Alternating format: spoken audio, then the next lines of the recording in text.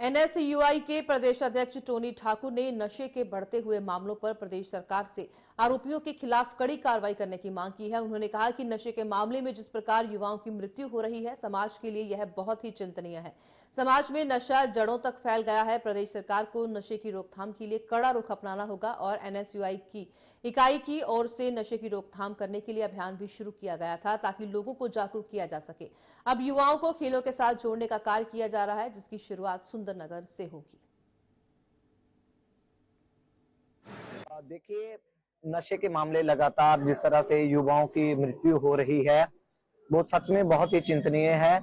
हालांकि शाही महात्मा गैंग की मैं बात करूं तो उनके बहुत सारे साथी पकड़े भी जा रहे हैं, उनका गिरोह लगभग खात्मे की ओर है। लेकिन हैरानी की बात यह है कि किस तरह से हमें ये देखना पड़ेगा कि नशा किस तरह से जड़ों तक फैल गया है।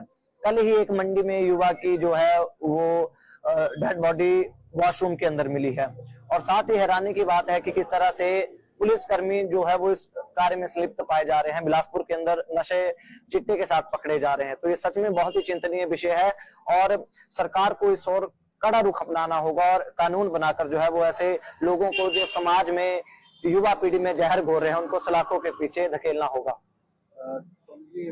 ये हमने जो अभियान चलाया था वो जागरूकता अभियान नशे के विरुद्ध संकल्प, जिसमें हमने कॉलेजों में जाकर छात्रों को स्कूलों में जाकर छात्रों को जो नशे के विरुद्ध प्रतिज्ञा भी दिलाई थी। लेकिन अब हम इस कार्यक्रम को आगे बढ़ाते हुए खेलों के साथ युवाओं को जोड़ने का कार्य करने जा रहे हैं, जिसकी शुरुआत कल ही हम लोग सुंदरनगर से शुरू कर रहे हैं।